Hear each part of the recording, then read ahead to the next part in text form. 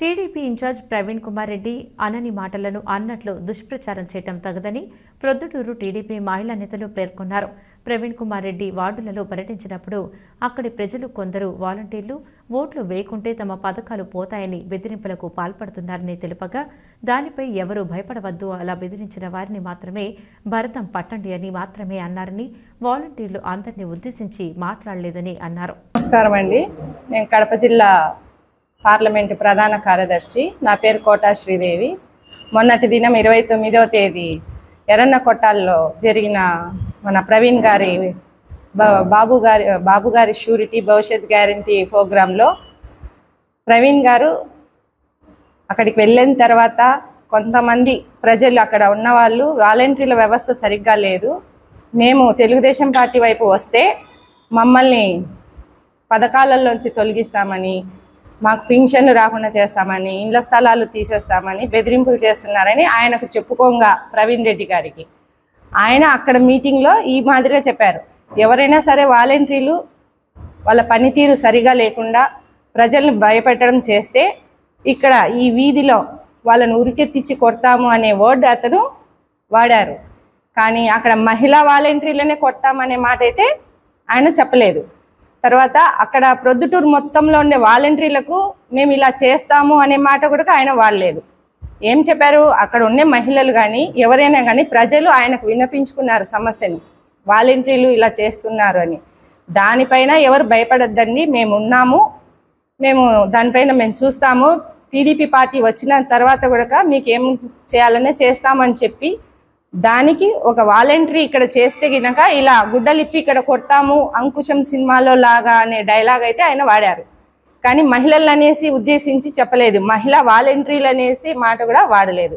కానీ రమిజా అనే అమ్మాయి చాలా నీచంగా, ఘోరాతి ఘోరంగా చెప్పుతో కొట్టి ఒరే కుక్క అని చాలా చండాలమైన మాటలు వాడుతూ, మహిళల్ని కొడతావా, మహిళా వాలంటీర్లను కొడతారా అనే అసభ్యకరమైన మాటలు తను ఎంత నీచంగా, ఒక ఆడది మాట్లాడవలసిన మాటలుగా మాట్లాడలేదు. చెప్పుతో కొట్టడము ఇవన్నీ చేయడం చాలా అసభ్యకరంగా చేసింది. నేను రమిజాన్ ఒకటే మాట అడుగుతున్నాను, ఒక మహిళగా, మహిళల్ని కించపరిచినట్టు ప్రవీణ్ రెడ్డి గారు అక్కడ మాట్లాడినారా? 2, వాళ్ళ ఫ్యామిలీ వాళ్ళను బయటికి ఈడ్చడం ఎందుకు? వాళ్ళ భార్య డాక్రాలో ఉంది, తను డాక్రా పథకాలు పొందలేదా అనే మాట ఒకటి. తను డాక్రాలో లేదు, వాళ్ళ భార్య ఎక్కడ ఈమె డాక్రాలో పెట్టిందా, లేకపోతే ఏ డాక్రాలో ఉంది ఆ పేరు చెప్పాలి. 2 వచ్చేసి పథకాలు వాళ్ళు తీసుకోలేదా అని చెప్పేసి అన్నారు. రైతు భరోసా, ప్రతి ఒక్కరికి రైతులు ఉన్నారు, ప్రతి ఒక్కరికి భూమి ఉంది, భూమి ఉన్న ప్రతి ఒక్కరికి రైతు భరోసా వస్తుంది, ప్రతి ఒక్కరూ తీసుకుంటారు, తీసుకోరనేది లేదు. ఇక్కడ ఏమన్నా రాజకీయంగా ఉంది, తీసుకోకూడదు అనేది ఏమన్నా రూల్ ఉందా గవర్నమెంట్లో? ప్రతి ఒక్కరు తీసుకుంటున్నారు కదా, దానికి ఈ పిల్ల ఏమన్నా ఆస్తి ఇచ్చిందా, వీళ్ళదేమన్నా ఇచ్చేసిందా? ఇంకోటి, ప్రతి పథకాలు మేము ఇంటికి వచ్చి చేరుస్తున్నాము, మేము చేసినట్టు నువ్వేమన్నా చేసావా ప్రవీణ్, ఒరే ప్రవీణ్ అనింది. ఒసే, ఈ పొద్దు నేను నిన్ను అడుగుతున్నా, నీ ఆస్తి ఏమన్నా ఇచ్చావా? నీ ఇంటిది ఏమన్నా తీసుకొచ్చి ప్రజలకు పంచావా? నీ ఇంటి డబ్బుతో వాలంటరీ పని చేసి ప్రతి వాళ్ళకు పింఛన్ ఇస్తున్నావా? అసభ్యకరంగా మాట్లాడే మాటలు మాట్లాడితే చెప్పుచ్చి కొడతాం మేము కూడా మహిళలమే. బయటికి రాని మహిళలను నువ్వు పేరెత్తి మాట్లాడాల్సిన అవసరం లేదు రమిజా. నీకు ఎవరు తొత్తు కాపు నువ్వు పని చేస్తున్నావో తెలియదు, కానీ వాళ్ళ తొత్తుల కింద నువ్వు ఉండొచ్చు, వాళ్ళది ఏమన్నా నువ్వు తినొచ్చు, కానీ మాట్లాడే ముందు నోరు కంట్రోల్లో పెట్టుకొని మాట్లాడు. నువ్వు నోరు అదిపి తప్పి మాట్లాడితే నాలుకలు తెగ్గొస్తాం మీకు. నువ్వు ఎవరి తొత్తు కింద పని చేస్తున్నావు అనేది ప్రతి ఒక్కటి ఎవిడెన్స్ నా దగ్గర ఉన్నాయి. ఇంకోటి ఒకటే చెప్తున్నా, నీకు కుక్క గుక్క అని మాట్లాడుతున్నావు, నీ బతుకెంత, నువ్వెంత? నువ్వు ఒక వాలంటరీ రాజకీయం పని చేయొచ్చా? ఎక్కడన్నా రూల్ ఉందా?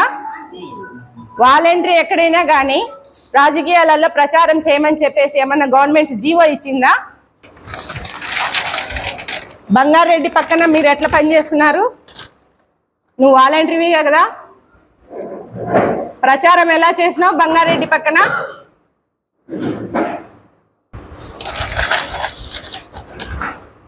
ఇలా చెప్పుకుంటూ పోతే నీ చరిత్ర చాలా ఉంది. నువ్వు ప్రవీణ్ రెడ్డిని ప్రశ్నించే అర్హత లేని దానివి. నువ్వు ఒక వాలంటరీ గురించి మాట్లాడినప్పుడు నువ్వు ఇలాంటి పనులు చేయకూడదు కదా. ఇంతకు 10 ఇంతలు ఉన్నాయి, బయటికి తీస్తాను నేను, 2 రోజుల లోపల ఇంకా బయట పెడతా. కానీ మాట్లాడేటప్పుడు నోరు జాగ్రత్తగా పెట్టుకొని మాట్లాడాలి. ఈ పొద్దు నిన్ను కొన్నాడా బంగారెడ్డి? ఎంతకు కొన్నాడు? వాలంటరీ అంటే మహిళల్ని మాట్లాడలేదు అక్కడ. మిగతా ఇంకొక అతను రాజశేఖర్, అతను కూడా చెప్పాడు మహిళ కొడతాడా అని ప్రవీణ్ రెడ్డి గారు చెప్పారా? ఉండాదా? ఆ వీడియో 1కి 10 సార్లు వినండి. ఆ వీధిలో వాలంటరీని వీధిలో ఇప్పి కొడతాను అన్నారు.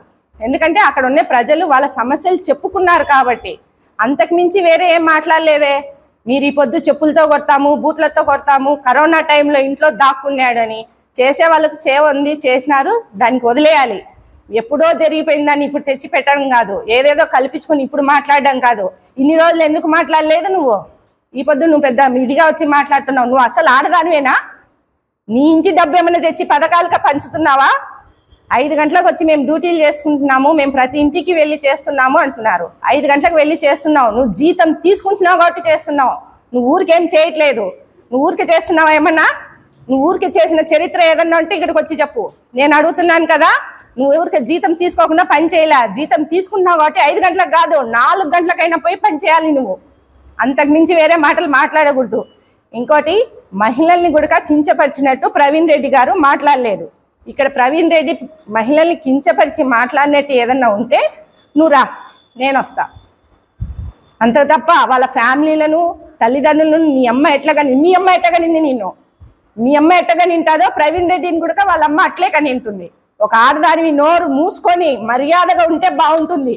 ఇంతకు మించి ఎగస్ట్రా మాటలు మాట్లాడితే మహిళలను చెప్పులతో కొడతాం. వీధిలోకి వచ్చి చెప్పుతో ఇంటికాడికి వచ్చి కొడతాం. ఇది గుర్తు పెట్టుకుని జాగ్రత్తగా నోరు పెట్టుకుని మాట్లాడు. మిత్రులందరికీ నమస్కారం. నా పేరు భానుమతి. నేను ఒక కార్యకర్త, అమృతనగర్లో పనిచేస్తున్నాను టీడీపీ పార్టీకి. వాలంటీర్లు అందరూ ఏకమై ఈ పొద్దు ప్రవీణ్ రెడ్డి గారి మీద ఒక దండయాత్రగా ఏర్పాటు చేసినారు.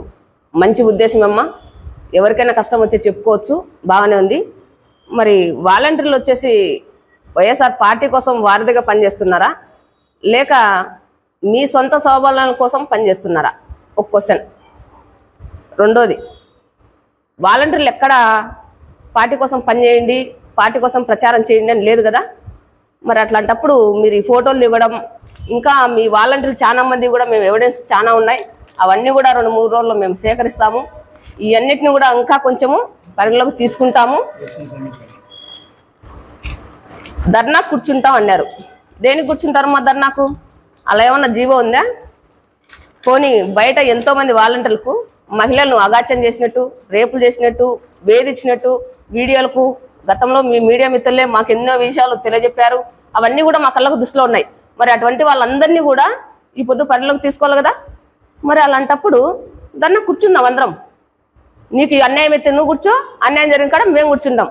మహిళకు అన్యాయం జరిగితే నేను కూడా ముందుండి పోరాటం చేస్తా. నువ్వు కూడా మహిళవే కదమ్మా. అలాంటి తత్వంలోనే ఈ విధంగా పార్టీ కోసం పని చేయండి అని జీవో ఉంటే తీసుకోండా. మేము కూడా ఎన్నికల కమిషన్ గారికి రేపు పొద్దునడే వినతపత్రం ఇస్తున్నాం. కమిషనర్ గారికి కూడా వినతపత్రం ఇస్తున్నాము. ఒక మహిళగా మాట్లాడే ఓడ్లు నువ్వు ఎంత క్రమశిక్షణగా చదివావో, ఎంత క్రమశిక్షణగా నీకు ఆ ఉద్యోగం పోస్ట్ వేయించారో మాకైతే తెలియదమ్మా.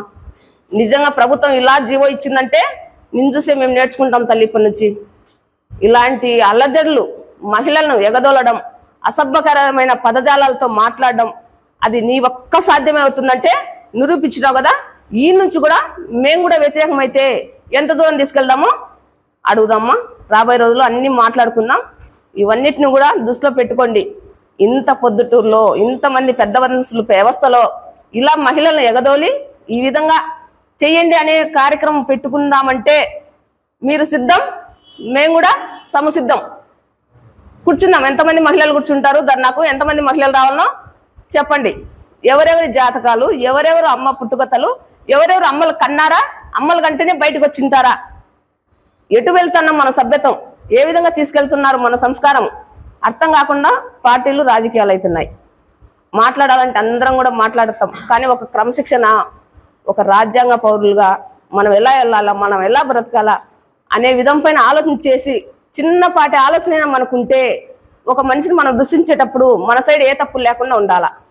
నువ్వు 100 తప్పులు చేసి నేను ఏ తప్పు చేయలే, నువ్వు పోయి తిట్టుకొని నీ కిట్టు రాసి మాట్లాడుకో అంటే నువ్వు మాట్లాడినావు, బాగానే ఉంది. మరి మేము కూడా రాసుకొని వచ్చినాం కిట్టు, పేపర్లు అన్నీ, నీ ప్రూఫ్లు అన్నీ తీసుకొని వచ్చినాం. ఇంకా మాట్లాడదాం. ఇంకా నెక్స్ట్ మీడియా ముందు మళ్ళీ కూర్చుందమ్మా. ఇప్పటికి ఈ అవకాశం ఇచ్చినందుకు అందరికీ కూడా ధన్యవాదాలు.